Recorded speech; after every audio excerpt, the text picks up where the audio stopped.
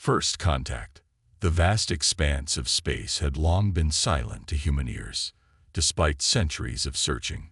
But on a crisp autumn morning in 2157, everything changed. The message that crackled through the receivers at Sci-Fi headquarters was unmistakably alien, its strange cadence unlike anything ever recorded on Earth. Dr. Amelia Frost, lead xenolinguist at Sci-Fi, felt her heart race as she worked tirelessly to decipher the transmission. After 72 sleepless hours, she burst into the control room, her eyes wild with excitement and exhaustion. "It's a distress call," she announced to the room of stunned scientists and military personnel. "From a species called the Zephyrians. They're under attack by something they call the Void Harvesters, and they're begging for help." The news spread like wildfire across the globe. Humanity, for the first time in its history, faced a monumental decision. Do we answer the call? Do we risk everything to help an unknown species? In the end, the choice was clear. Humanity had spent too long wondering if they were alone in the universe to turn their backs on the first alien life they'd encountered. The newly formed Earth Space Command dispatched their finest ship, the Odyssey, to make first contact and render aid if possible. Captain Lyra Chen stood on the bridge of the Odyssey, her dark eyes fixed on the swirling vortex of the wormhole before them. At 35, she was the youngest captain in the fleet, known for her brilliant tactical mind and unwavering moral compass. Now, she was about to lead humanity into its first interstellar conflict. "All systems are go, Captain," reported her XO, Commander Jackson Drake. "We're ready to make the jump." Lyra nodded, her short black hair catching the light of the command console. "Take us in, Helm. Let's go make history." The Odyssey plunged into the wormhole, the fabric of space-time warping around them. The crew held their breath as reality itself seemed to stretch and contort. Then, with a flash of light, they emerged on the other side. Before them hung a planet of breathtaking beauty. Zephyria was a world of swirling purples and blues, its atmosphere shimmering with an otherworldly glow. But the wonder of the moment was short-lived. The ship's sensors quickly picked up signs of an ongoing battle. "Multiple energy signatures detected in orbit," reported Lieutenant Zaravega, the ship's science officer. "Two distinct types. One matches the Zephyrian signal we received. The other is unknown. Likely the Void Harvesters." Lyra's mind raced as she assessed the situation. They had come prepared for first contact, for diplomacy, maybe even for war, but the reality of an active battle scenario was daunting. She took a deep breath, centering herself. "Hail the Zephyrian forces," she ordered. "Let them know we're here to help." Moments later, a holographic image flickered to life on the bridge. The alien that appeared was unlike anything they had imagined. The Zephyrian was a being of living crystal, its translucent body refracting light in mesmerizing patterns. When it spoke, its voice resonated like wind chimes in a gentle breeze. "Greetings, unknown vessel," the Zephyrian said, its crystalline form pulsing with each word. "I am High Synarch Azura of the Zephyrian Collective. We received no response to our distress call. Who are you?" Lyra stepped forward, her posture straight and confident despite the butterflies in her stomach. "I am Captain Lyra Chen of the Earthship Odyssey. We've come in response to your call for aid. We're here to help." The Zephyrian's crystalline body flashed with what Lyra hoped was relief. "Earth, we know not of this world, but your arrival gives us hope. The Void Harvesters have besieged our planet for months. Our defenses are failing. Can you truly help us?" Lyra nodded solemnly. "We'll do everything in our power. Can you give us more information about the enemy we're facing?" As Azura began to explain, the ship rocked violently. Warning klaxons blared across the bridge. "Captain," Zara shouted, "multiple hostile ships on an intercept course. They're charging weapons." Lyra's training kicked in, pushing aside the wonder and excitement of first contact. "Red alert, shields up, charge weapons. Evasive maneuvers, pattern Delta 3. The Odyssey banked hard, narrowly avoiding a barrage of energy weapons. Through the view screen, Lyra got her first look at the Void Harvesters. Their ships were dark, almost invisible against the backdrop of space, their hulls seeming to absorb light rather than reflect it. By the stars, Jackson breathed. What are they? Azura's hologram flickered as another blast rocked the ship. The Void Harvesters are ancient and terrible. They consume entire worlds, leaving nothing but empty husks in their wake. We've held them off as long as we could, but our strength is failing. Lyra's mind raced, formulating strategies and discarding them just as quickly. They were outnumbered and in unfamiliar territory, but they had come too far to back down now. Azura, she said, her voice steady despite the chaos around them. We'll need to coordinate our efforts. Can you patch us into your defense network? The Zephyrian's crystalline form pulsed with agreement. It shall be done, Captain Chen. And, thank you. Your arrival has given my people something we had almost lost: hope. As the Odyssey integrated with the Zephyrian defense grid, Lyra felt the weight of two worlds on her shoulders. Earth had sent them to make peaceful first contact, to extend a hand of friendship to their galactic neighbors. Instead, they had been thrust into a war they barely understood. But as she looked around at her crew, humans who had volunteered to journey into the unknown, to represent their species among the stars, she knew they were equal to the task. They had come to help, and help they would, no matter the cost. All hands, Lyra announced, her voice carrying to every corner of the ship. This is not the mission we expected, but it's the one we've been given. We represent not just Earth now, but the very best of humanity. The Zephyrians called for help, and we answered. Now, let's show these Void Harvesters what happens when you mess with humanity's friends. A cheer went up across the ship, a battle cry that seemed to echo across the stars. As the Void Harvesters closed in, Lyra Chen and the crew of the Odyssey prepared to make their stand. The fate of Zephyria, and perhaps the galaxy itself, hung in the balance. The battle for Zephyria had begun, and with it, a new chapter in human history. Whatever the outcome, the universe would never be the same again. The siege of Zephyria. The space around Zephyria erupted into a dazzling display of weapons fire as the Odyssey engaged the Void Harvesters. Captain Lyra Chen's hands flew across the tactical display, coordinating their efforts with the remaining Zephyrian defense forces. Concentrate fire on the lead ship, she ordered, her voice steady despite the chaos. Let's see if we can punch a hole in their formation. The Odyssey's advanced weaponry, never before tested in actual combat, proved devastatingly effective against the Void Harvesters. Beams of concentrated energy sliced through the enemy's dark hulls, leaving glowing wounds in their wake. Direct hit on the lead vessel. Lieutenant Commander Raj Patel, the weapons officer, called out triumphantly. Their shields are down. Lyra allowed herself a small smile. Good work, Raj. All ships, focus your fire. Let's take this bastard out. The combined firepower of the Odyssey and the Zephyrian ships converged on the wounded harvester vessel. For a moment, it seemed to absorb the assault, its hull drinking in the energy.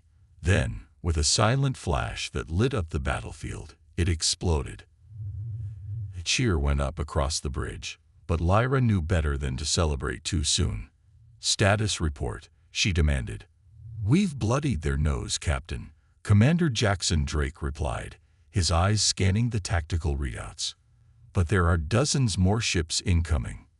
We've bought ourselves some time, but this fight is far from over. Lyra nodded grimly. Patch me through to High Synarch Azura. We need to coordinate our next move. The holographic form of the Zephyrian leader shimmered into view, its crystalline body pulsing with an urgency that transcended species barriers. Captain Chen, your ship's prowess in battle is remarkable, but I fear it may not be enough. The Void Harvesters are relentless.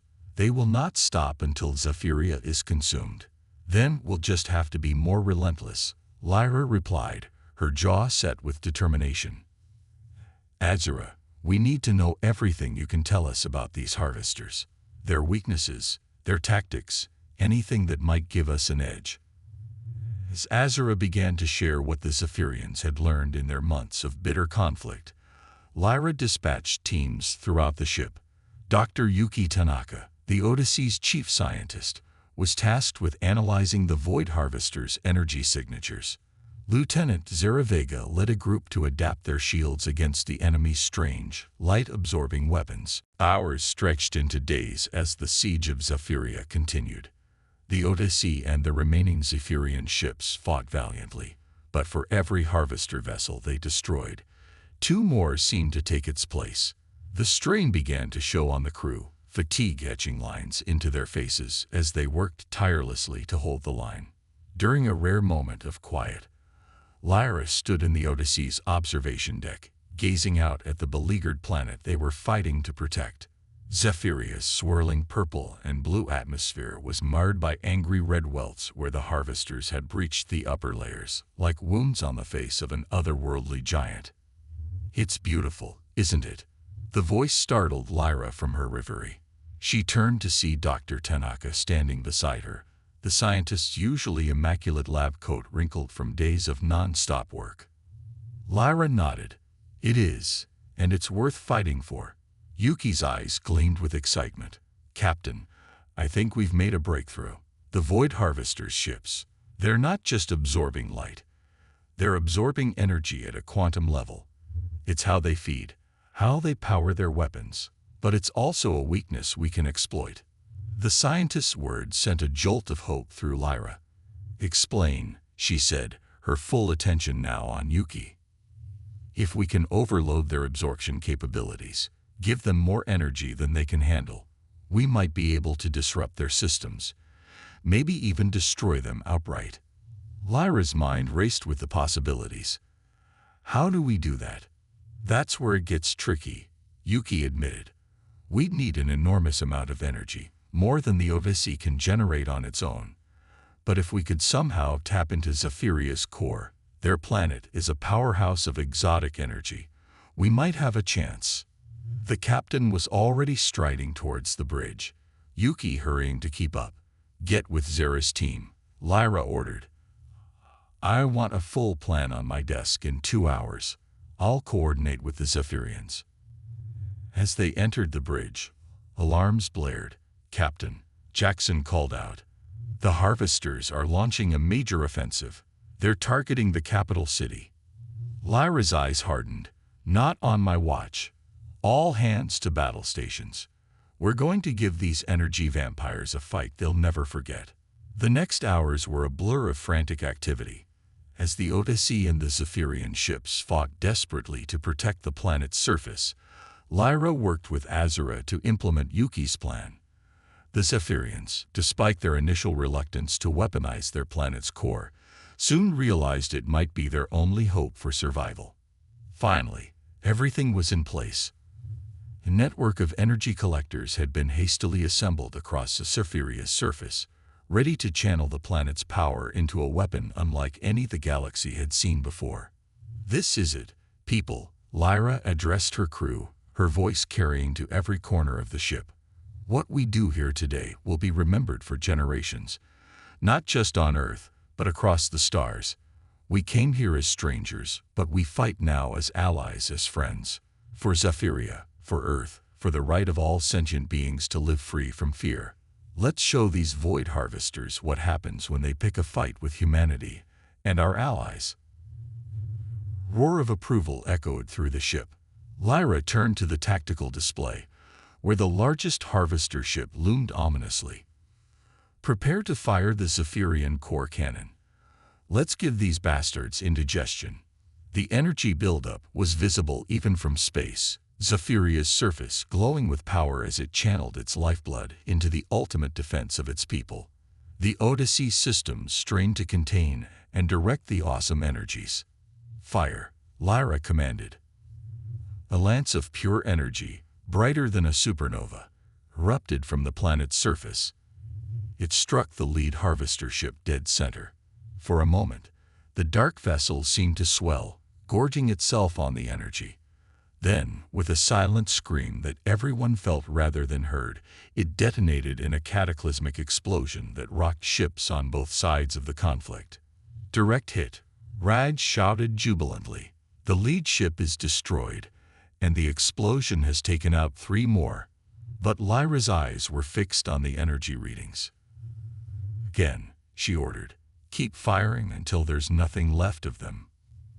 Again and again, the Zephyrian core cannon fired, each blast annihilating more of the Harvester fleet. The remaining enemy ships, faced with a power they couldn't consume, began to retreat as the last Harvester vanished into the depths of space. A stunned silence fell over the bridge. Then, slowly, realization dawned. Cheers erupted, humans and Zephyrians alike celebrating their against-all-odds victory.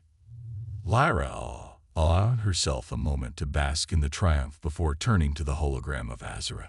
The Zephyrian leader's crystalline form was pulsing with colors Lyra had never seen before: joy, relief, and gratitude beyond words. "High Synarch," Lyra said formally.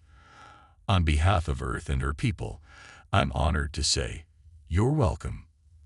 Azura's form shimmered. "Captain Chen, words cannot express our gratitude. You and your crew will be honored among our people for generations to come. But I fear this is not the end. The Void Harvesters will return, and next time, they will be prepared for our weapon." Lyra nodded solemnly. "Then we'll be prepared too. This battle has forged a bond between our peoples, Azura. Earth stands with Zephyria, now and always." As the immediate danger passed and the work of rebuilding began, Lyra couldn't shake the feeling that this was just the beginning. They had won a crucial victory, but the war was far from over. The Void Harvesters were still out there, and now humanity had placed itself squarely in their path. Whatever challenges lay ahead, one thing was certain: the galaxy would never be the same again. Humanity had arrived on the cosmic stage, and they had announced their presence not with words, but with action. They had answered a call for help, and in doing so, had changed the course of galactic history forever. Uncovering ancient secrets. In the weeks following the Battle of Zephyria, an uneasy peace settled over the planet. The Odyssey remained in orbit, its crew working tirelessly alongside the Zephyrians to rebuild and strengthen their defenses. Captain Lyra Chen knew the respite was temporary. The Void Harvesters would return, and next time, they'd be prepared for the Zephyrian core cannon. It was during this period of reconstruction that Dr. Yuki Tanaka made a startling discovery. While studying the remnants of a destroyed Harvester ship, she found something that defied explanation.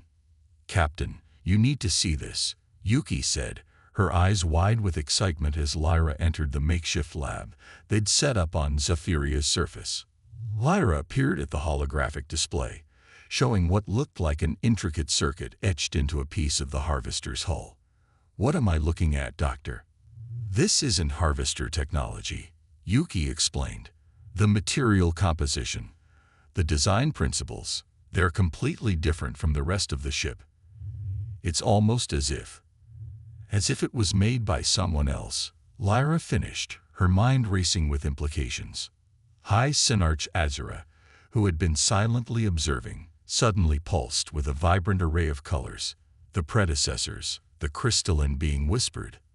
Lyra turned to the Zephyrian leader. "The who?" "There are legends," Azura began, its voice resonating with reverence, "of an ancient race that once ruled this part of the galaxy. We call them the predecessors. They were said to possess technology far beyond our understanding. But they vanished eons ago, leaving only myths and scattered ruins." Yuki's eyes lit up. "Ruins? Are there any on Zephyria?" Zura hesitated. "There is one place, a temple, deep in our southern polar region. We've never been able to access its inner chambers, but perhaps—" Lyra didn't need to hear more. "Assemble a team," she ordered. "We're going on an expedition." Days later, Lyra found herself standing before an enormous structure of black stone, its surface etched with symbols that seemed to shift and change as she watched. The temple of the predecessors loomed over them, an imposing reminder of a civilization long past. "It's incredible," Yuki breathed, running her scanner over the temple's surface. "The energy readings are off the charts. This place is still active, after all this time."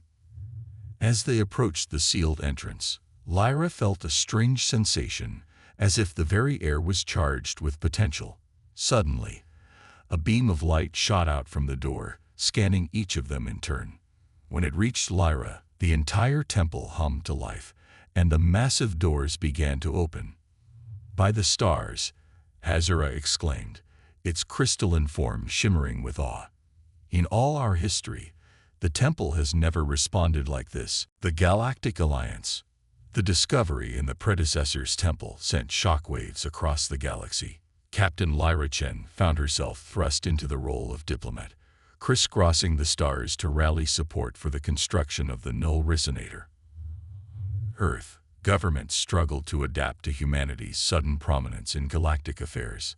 The United Earth Council was formed to represent humanity's interests, with Lyra as its chief ambassador. Not all species were eager to join the alliance. The Vulcan, a race of energy beings, feared the null resonator might affect their own existence. The militaristic Taurans saw the Harvesters as a worthy challenge to prove their superiority. Lyra's diplomatic skills were pushed to their limits as she navigated centuries-old conflicts and deep-seated mistrust.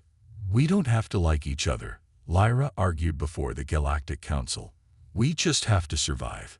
United, we have a chance. Divided, we'll fall one by one." Slowly, painfully, an alliance began to form. Each race brought unique technologies and insights to the construction of the null resonator. The Zephyrians provided the exotic energy sources. The Vulcan, once convinced of the plan's merit, offered their unparalleled understanding of quantum fields. Human ingenuity tied disparate systems together in ways no one had imagined. As the device took shape in orbit around a nameless star, Lyra couldn't help but feel a sense of pride. In the face of annihilation, the galaxy's species had come together. But would it be enough? Part 5. The Final Stand. The Void Harvesters returned with a vengeance, their swarm larger than ever. Worlds fell in rapid succession as the Harvesters sought revenge for their earlier defeat. The fledgling Galactic Alliance fought desperately, buying time for the null resonator's completion.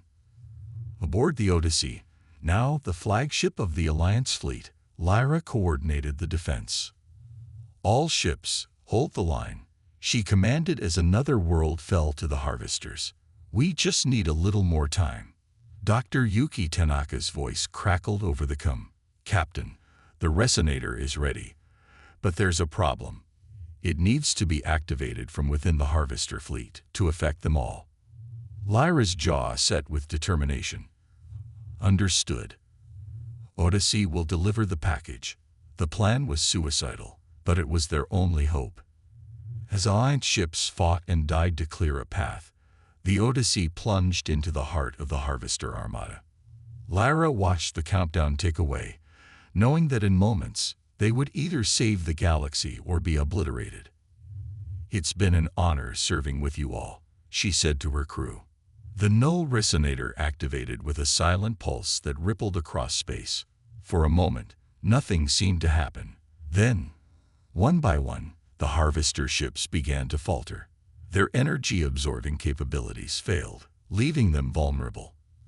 "All ships, open fire," Lyra ordered. The battle that followed was short but brutal. Without their primary defense, the Harvesters fell quickly to the combined might of the Alliance. As the last enemy ship exploded in a brilliant flash, a cheer went up across the fleet that seemed to echo throughout the galaxy. Blog. In the years that followed, the galaxy entered a new golden age. The Alliance, forged in the crucible of war, turned its efforts to exploration and mutual prosperity. Earth, once a backwater world, now stood as a respected member of the galactic community. On the 10th anniversary of the Harvester's defeat, Lyra stood before the newly constructed Galactic Senate. Gray streaked her once black hair, a testament to the challenges of the past decade. 10 years ago, we faced extinction, she addressed the assembled representatives of 100 worlds. We survived because we stood together. Let us never forget that lesson. Our differences are our strength. Our unity is our shield. As applause filled the chamber, Lyra's gaze drifted to the window, where the stars shone brightly. Somewhere out there, she knew, new challenges waited. But whatever the galaxy might throw at them, she was confident they would face it as they had the Harvesters, together. The Cypherians had asked for help, and humanity had answered. In doing so, they had not only saved a world, but had changed the course of galactic history. The most fearsome humans had indeed shown up, not as conquerors, but as saviors, allies, and friends to all sentient life. As Lyra left the Senate chamber, she couldn't help but smile. The adventure, it seemed, was only just beginning.